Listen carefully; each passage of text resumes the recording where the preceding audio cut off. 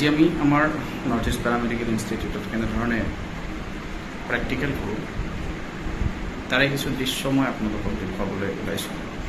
আহকচোন আমি আমাৰ ষ্টুডেণ্টবিলাকক কেনেধৰণে শিকাওঁ তাৰে কিছু দৃশ্য উপভোগ কৰোঁ।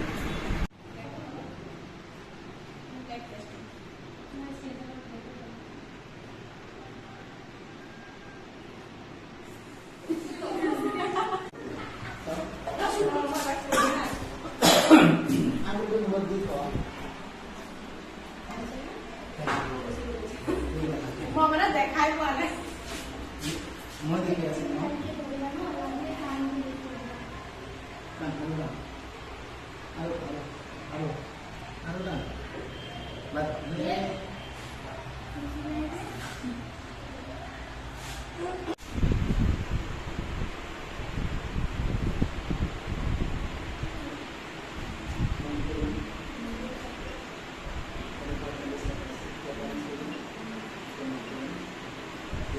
জিৰ' ছেট হৈ গ'ল, এয়া জিৰ' ছেট হৈ গ'ল না।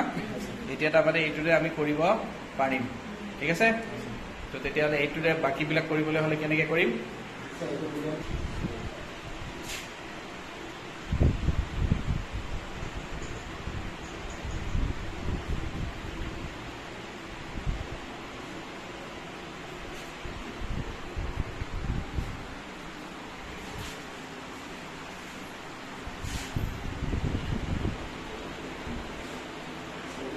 জিৰ' জিৰ' ওলাইছে, কিন্তু আগত মাইনাছ ওলাই গৈছে নে নাই?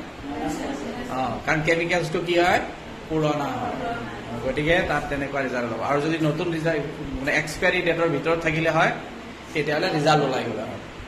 সেইটোৱে এক্সপায়াৰী ৰিজাল্টৰ আন এটা ইণ্ডিকেশ্যন। যদি কিবা কাৰণত ৰিয়েজেণ্টছটো আমি চাওঁ যে এয়া কি হৈছে বোলে এক্সপায়াৰী হৈছে নে নাই আমি গম নাপাওঁ, তেতিয়াহ'লে এনেকৈ কৰিবলৈ যাওঁতে যদি মাইনাছ ৰিজাল্ট ওলাই যায় তেতিয়াহ'লে আমি গম পাম যে ৰিয়েজেণ্টটো বেয়া হৈছে বাছ। এই যে আমি যেনেকৈ গ্লুক'জ ৰিয়েজেণ্ট বেৰেডিক চলিউশ্যনক আমি যেনেকৈ গৰম কৰিছিলোঁ, কি কাৰণত গৰম কৰিছিলোঁ? ভাল আছে নে বেয়া আছে। যদি কালাৰ চেঞ্জ হৈ গৈছিলে তেতিয়া কি আছিলে? বেয়া হৈ গৈছিলে। আৰু যদি ছেম কালাৰ থাকে তেতিয়াহ'লে সেই কালাৰটোৱে আমাক কি বুজাইছিল? ৰিয়েজেণ্টটো ভাল আছে, কৰিব পাৰি। গতিকে এনেকৈও আমি এইটো কথাও জানিব পাৰোঁ। এনেকৈ কলৰিমিটাৰৰ সহায়ত তেতিয়াহ'লে কি কৰা হয়? কলৰিমিটাৰত মেজাৰমেণ্ট কৰোঁতে কি কি কথা মন কৰিব লাগে কোৱাচোন? আঙুলি দি দেখুৱাই দি কোৱা কি কি কৰিব লাগে।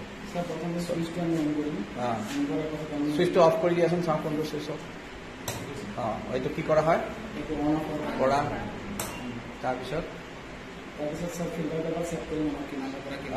এইটো কিমান আছে ফিল্টাৰ পেপাৰ? 520 আছে। 520। মই এইটো দেখি আছো ইয়াত 52 আছে। 552 মানে পাঁচফালে 52ৰ পিছত 0 লগাব লাগে, গতিকে 520 হৈ গ'ল। তাৰপিছত স্যাৰ ব্লেংকটো আমি ব্লেংকেৰে আমি 0 ছেট কৰিব লাগে। হয়, 0 ছেট কৰি তাৰপিছত আমি ষ্টেণ্ডাৰ্ডত হেৰি ওলাব লাগে আৰু চেম্পুলৰ ভেলুটো ওলাব লাগে।